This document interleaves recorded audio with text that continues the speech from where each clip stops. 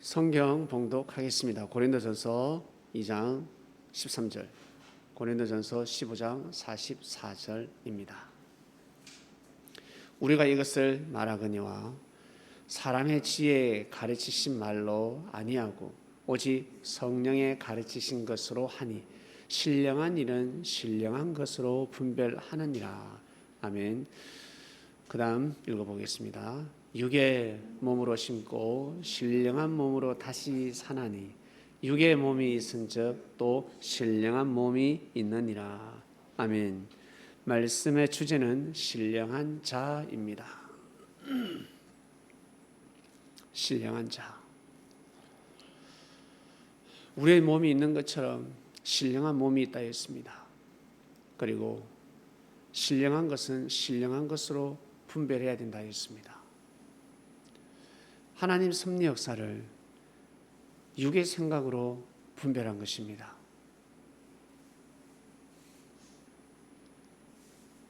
성장통인데 관절염인 줄 알았습니다. 복을 받기 위한 아픔인데 저주라 생각했습니다. 화를 통해서 복이 오고 있는데 화라 생각했습니다. 저주해버립니다. 무릎 수술을 해버렸습니다. 어찌할꼬.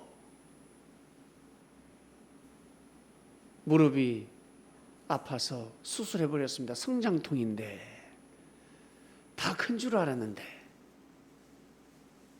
20살, 21살, 22살이라서 다 큰 줄 알았는데 알고 보니까 성장통이었습니다. 성장통이 늦게 와버린 것입니다. 지금의 이 아픔이 아픔으로 끝나는 것이 아닌데 더 큰 축복을 받기 위함인데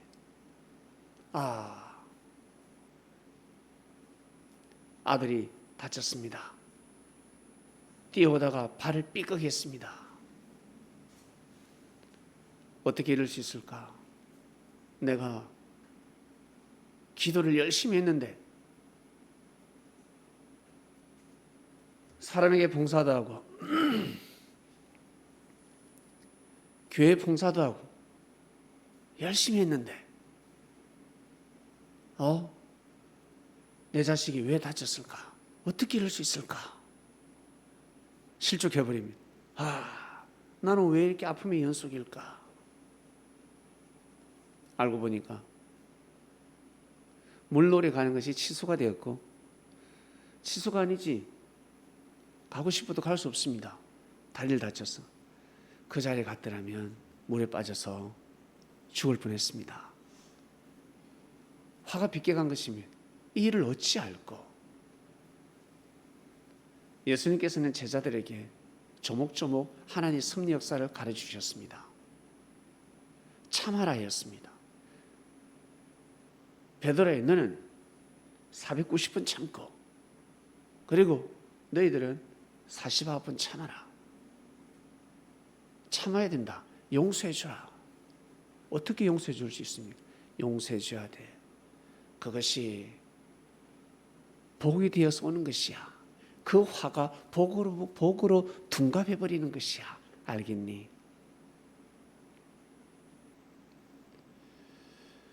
다윗이 쫓김을 받을 때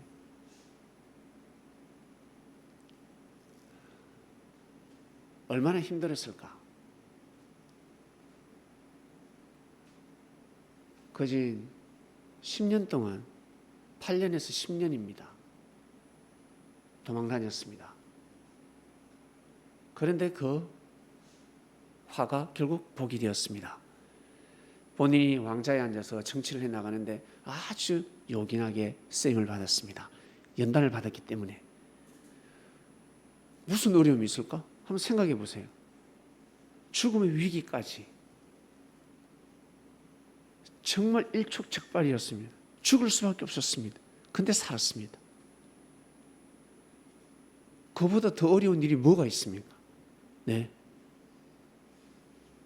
어려운 일이 없죠. 죽다가 살았는데 그 화가 복이 되어버린 것입니다.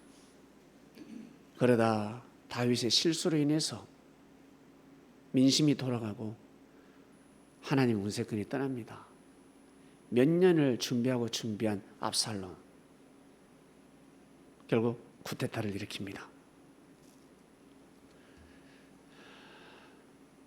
그 쿠데타를 일으킬 때 적극적으로 나선 장군이 있는데, 시므이라는 사람이 있습니다. 시므이라는 장군이 있는데, 이는 베냐민 지파입니다. 다윗을 너무너무 싫어했습니다. 왜? 다윗 때문에 사울 왕이 죽었다고 생각합니다. 사울 왕은 베냐민 지파였습니다. 사울 왕이 베냐민 지파였기 때문에 베냐민 지파에서 왕이 나와야 하는데, 최씨 집안에서, 김씨 집안에서 왕이 나와야 하는데, 이게 웬걸? 홍씨 집안에서 왕이 나오려고 합니다. 이 골 때리는 겁니다. 베냐민 지파가 그대로 이어져 가야 되는데 유다 지파에서 왕이 나왔단 말이지. 다윗이 유다 지파입니다. 그러나 다윗은 유다 지파를 중심해서 정치를 한 것이 아니라 레위 지파를 중심해서 정치를 해나갔습니다. 그래야 12지파를 하나로 묶을 수 있었으니까. 그러나 베냐민 지파들은 다윗을 싫어했습니다. 그게 언제 드러났다? 압살롬이가 쿠데타를 일으킬 때 앞장섰다. 결국 시므이가 다윗을 보고 비웃고 악담을 퍼붓습니다. 다윗은 옷도 제대로 챙겨 입지 못하고 왕궁을 떠납니다. 떠날 때 제사장이 법궤를 메고 다윗을 따라가려고 그럴 때, 법궤가 생명이니까. 그러나 법궤를 가지고 가면 둘 데가 없잖아. 자기 이제 도망자 신세인데 예루살렘에 두도록 하라. 그만큼 신령한 자였습니다. 그리고 홀로 떠납니다. 그때 시므이가 다윗을 보고 뭐라는 줄 아세요? 엄청나게 악담을 합니다. 하나님의 신이 떠났다. 하나님한테 천벌받고 있다. 이 촛대는, 하나님의 그 신령은 압살롬에게 넘어갔다. 죄를 자복하고 회개하라. 저주의 저주를 부었습니다.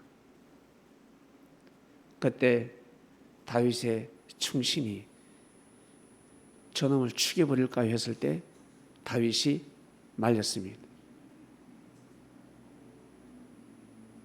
시므이의 저 악담이, 저 화가 나에게 복이 돌아올 줄 어떻게 아느냐라고 했습니다. 저놈의 악담이 저렇게 악하게 하고 악담을 하고 압살롬을 절대적으로 도왔던 사람, 시므이 뒷배경에는 어마어마한 군대가 있었습니다. 악담을 하고 악담을 했습니다. 그때 다윗이 이런 말을 합니다. 시므이의 저주가 복이 될 줄 어떻게 알겠냐. 결국 그게 복이 되거든요. 어떻게 알겠냐 였습니다. 결국 어떻게 됐습니까? 다윗은 다시 돌아오게 됩니다. 결국 압살롬의 그 쿠데타는 실패로 돌아갑니다. 판단 미스였습니다. 다시 다윗이 돌아올 때 시므이가 제일 먼저 나와서 마중을 나왔습니다. 시므이가 왜 죽게 생겼거든. 이제 베냐민 지파는 몰살인 거지. 이제 죽게 생겼어요. 시므이가 제일 먼저 뛰쳐나와서 혼자 나오지 않고 아주 멋있는 장군들, 그리고 진짜 지혜로운 자들 1000명을 데리고 나왔습니다. 왜? 다윗이 분명히 나 혼자 나가면 죽을 건데 1000명이 나가면 죽이지 않을 것이다. 이야, 이놈이 모사꾼이라 해야 되나, 간사해야 되나, 신령하다고 해야 되나. 시므이가 그만큼 똑똑했습니다.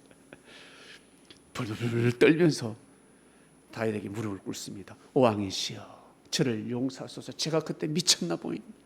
제가 그때 미쳤습니다. 제정신이 아니었습니다. 왕이시여, 여호와의 신을 받으신 왕이시여, 덕을 베푸소서, 용서하소서라고 합니다. 그때 또 다윗의 충신이 등장합니다. 제가 저놈의 목을 따버리겠습니다. 저 새끼가 몇 년 전에 악담을 했는데 죽여버리겠습니다. 그때 다윗이가 아니다, 죽여서는 아니 된다. 저들을 가지고 정치적으로 이용해야 된다는 겁니다. 결국 그들의 약점을 용서해 주니까 그들이 반역자에서 충신으로 바뀌더라는 것입니다.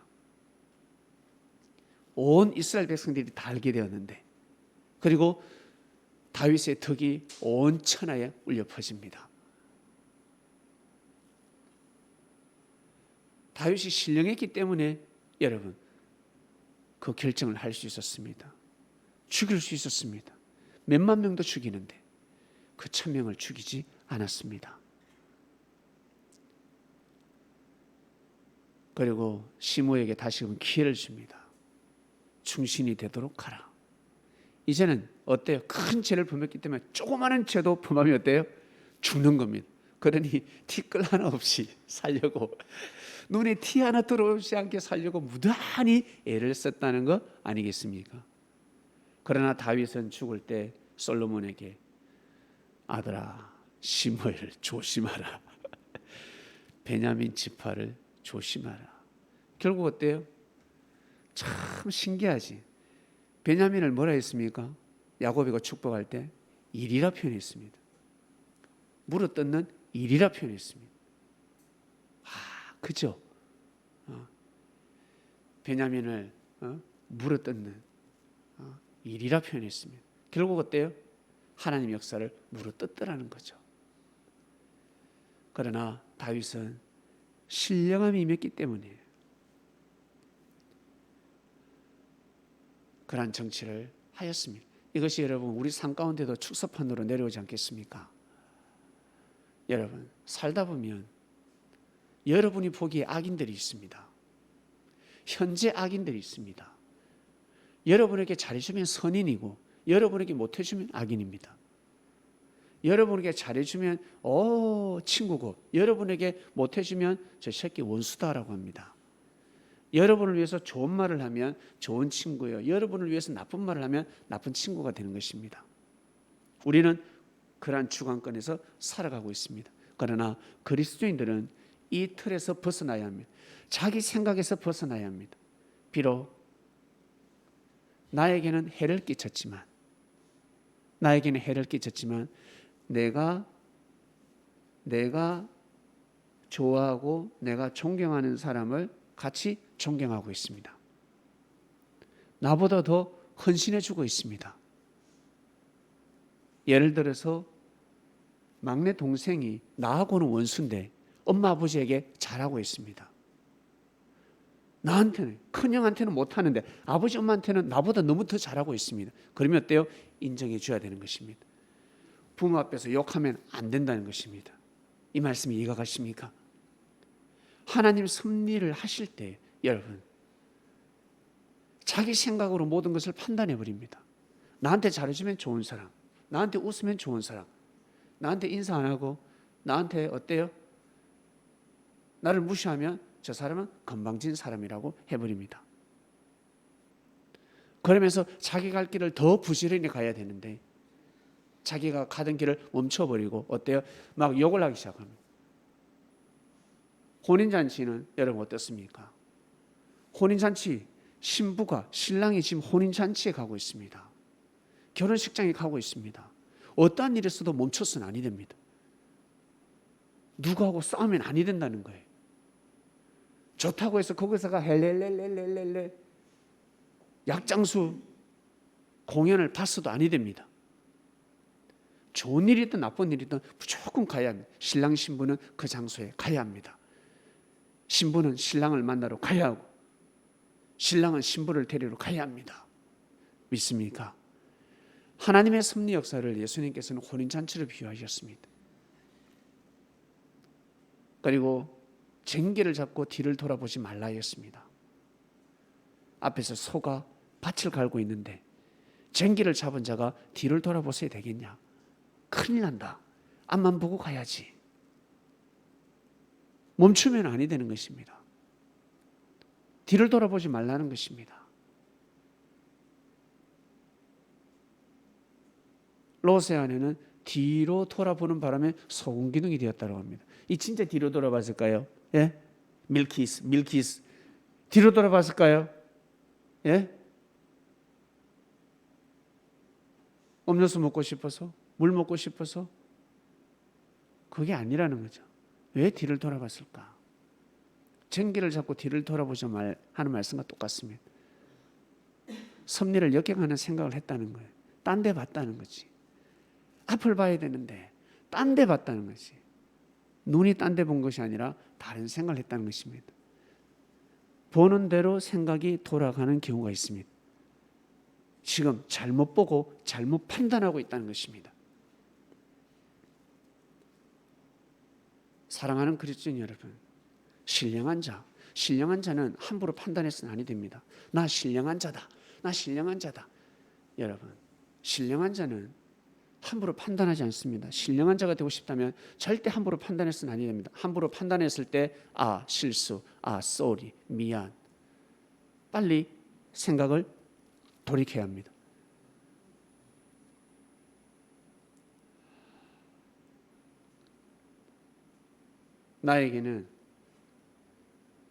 나에게는 화를 주는 사람이고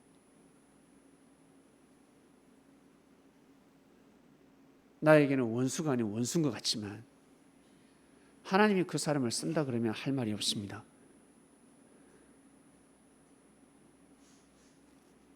여러분,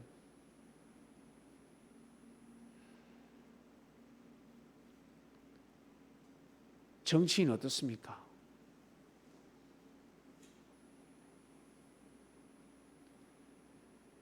올바르고 정직한 정치인도 있지만 진짜 돈을 많이 횡령하고 띠먹은 정치인이 있습니다. 백성들을 위한다 치고 개발을 시키면서 자기가 돈 수백억을 가져갔습니다. 천억을 가져갔습니다. 우리는 모르고 있습니다.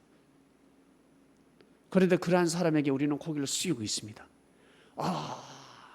의원님, 지사님, 군수님, 시장님, 고개를 숙이고 있습니다. 그런데 내 돈을 띠먹고 안 갚은 사람은 목숨 걸고 어때요? 욕하고 있습니다. 이 새끼 내 돈 내놔라. 내 돈 10만 원 내놔라. 내 돈 100만 원 내놔라. 준다며. 거기에 열을 올리고 있습니다. 어마어마한 돈을 띠먹고 양의 탈을 쓴 넉대도 앉아있는데 돼지도 앉아있는데 거기에 고개를 숙이고 있습니다. 하늘이 보시기엔 어떠할까? 하늘이 보시기엔. 그래서 예수님이 뭐라 하셨습니까? 가늠한 여인을 돌로 치려고 할 때 죄 없는 자가 돌로 치라는 것입니다. 야 이놈들아, 너가 죄가 더 많지 않냐? 너희들이 더 죄가 많지 않냐? 꼭 죄 많은 놈이 그런 짓을 하는 겁니다. 제가 얼마 전에 사우나를 갔는데 초등학생 둘이 막 놀고 있더라고. 냉탕에서 막 놀고 있는 거예요. 소리를 엄청 지르고 놀고 있더라. 제 아들들이 생각이 나서 옆에 아저씨가 뭐라고 하면 제가 아저씨한테 봐달라고 하려고 했어요. 애들 재밌게 놀아라고. 제 어릴 적도 생각이 나고 깰깰깰깰서 막 놀더라고. 둘 다 얼마나 먹었는지 살도 포동포동하고. 저는 형 동생인 줄 알았어. 한 명은 6학년, 한 명은 4학년인 줄 아는데. 그래서 제가 보니까 또 닮았어. 그래서 제가 물었어요. 누가 형이야? 친구인데요. 이러는 거야. 그래? 나는 형 동생인 줄 알았어. 너무 닮았다야. 이랬어. 그랬더만요. 못생긴 애가 더 화를 내는 거야. 더 못생긴 애가 제가 이 애가 닮았다고요. 근데 충격받았어요. 더 잘생긴 애는 가만히 있는데 못생긴 애가 제가 이 애를 닮았다고 막 그의 등을 때리더라. 그래서 내가 말이 이까지 나오다가 목구멍에서 나올 뻔했어요. 그의 성장 발육을 멈출까 봐서, 큰 충격을 안길까 봐서 제가 혀를 금했습니다. 그러더라고요. 아니 못생긴 애가 그래요? 아저씨 고맙습니다 해야 되잖아. 화를 내더라고. 그걸 보면서 느꼈습니다. 참 재밌다. 옛날에 나 보는 것 같았습니다. 여러분, 우리도 어때요? 초등학교, 중학교, 고등학교 때 그렇게 살았잖아. 내가 더 잘못해놓고 내가 실수해놓고 어때요? 옆에 친구가 잘못하면 어때? 야, 저 새끼 나쁜 놈이다. 그러지 않습니까? 사기꾼들이 영화를 보면 어떻습니까? 사기치는 놈 보면 때려 죽이려고 그럽니다. 야, 저 사기꾼 저 새끼 때려 죽여야 된다. 도둑놈들이 어때? 영화를 보면 도둑놈 편이 아닙니다. 주인공 편이지. 약자 편이지. 깡패도 마찬가지입니다. 깡패 편이 아닙니다. 여러분, 우리 삶 속에 나하고는 가깝지 않고 내 마음에는 들지 않고 나를 도와주지 않고 나를 존중해 주지 않고 나한테 고개 숙이지 않고 매너도 없어. 그런 사람들을 보고 여러분 상처를 받고 가던 길을 멈추지 마시길 바랍니다. 그런 일로 멈추게 되면 엄청난 피해를 입는 것입니다. 더 충격입니다. 그것을 복으로 삼아야 합니다. 그런 사람이 옆에 있다 할지라도 내가 내 갈 길을 가게 되면 그것이 복이 되는 것입니다. 큰 복이 되는 것입니다. 그보다 더 좋은 사람을 만나서 그보다 더 좋은 사람을 만나서 존중을 받게 되고 모심과 섬김을 받게 되고 사랑을 받게 되고 우정을 나누게 되고 의리를 나누게 되고 그리고 힘들 때 나에게 따뜻한 차도 대접을 하고 그런 사람이 생기는 거예요. 그런 사람을 딱 붙여주십니다. 그래서 반드시 자기 갈 길을 가야 합니다. 신령한 자일수록 어때요? 자기 갈 길을 가야 합니다. 묵상 말씀에 나왔듯이 신령한 자는 진짜 신령한 자는 하나님의 뜻을 받아들입니다. 내 생각을 받아들이는 것이 아니라 내 생각을 굳히는 것이 아니라 하나님의 뜻을 받아들입니다. 하나님의 뜻을 받아들입니다.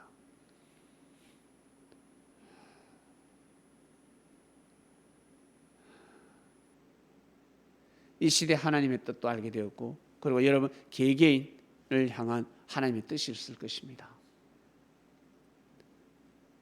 난 내 뜻을 모르겠다. 그러면 기본 신앙을 잘 해나가시길 바랍니다.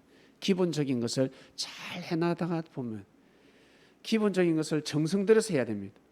그냥 기본이니까 무시하면서 그 기본을 해서는 아니 됩니다. 기본 신앙을 아주 정성스럽게 해나가야 합니다. 기도를 1분 하더라도 10분을 하더라도 찬양 한 곡을 하더라도 정성껏 해야 됩니다. 그리고 말씀을 들을 때 진짜 감사하는 마음으로 집중해서 드려야 됩니다. 그것을 하다 보면 결국 아마추어가 아니라 전문가가 되는 것입니다. 포졸이 아니라 장군이 되는 것입니다. 제사장이 아니라 사도가 되는 것입니다.